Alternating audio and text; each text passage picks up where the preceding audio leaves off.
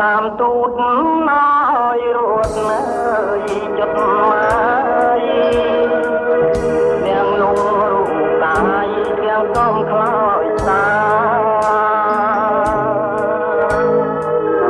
ខ្វាំងទាំងបន្សាំងខ្វះទាំងវាចា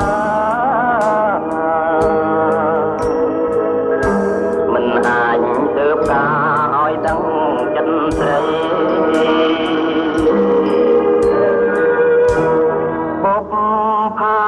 ក្បាលជ្រោយខ្ញុំធ្លយចិនតាប្រគល់វាសនានឹងចិនតែក្តីអលោកនាងតានាងក្បាល8មិនយល់បបស្រីពីរឿងខ្ញុំផង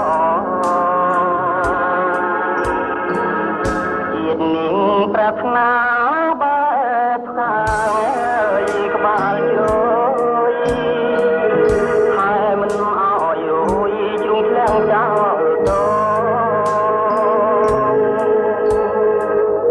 ព្រាមជាបាក់សាបំព្រាបងកង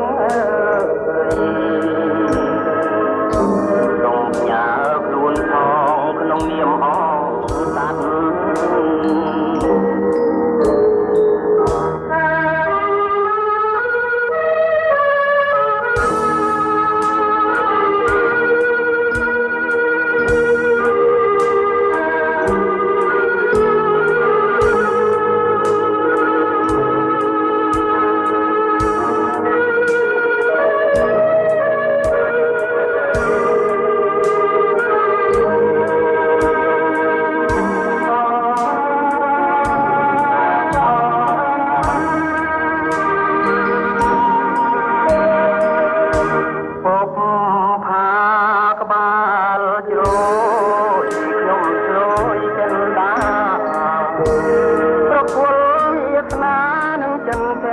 ក្តី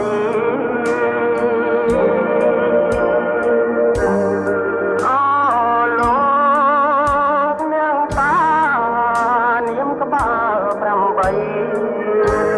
មិនយល់បបស្រីពីរឿងខ្ញុំផងជាតិនាងប្រាថ្នាបែបផ្កាយក្បាលជ្រោយ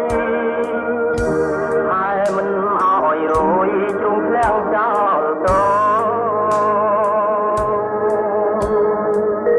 ព្រាមជាបាក់សាបំព្រាបងកងសូមផ្ញើខ្លួនផងក្នុងនាមអងសត្វ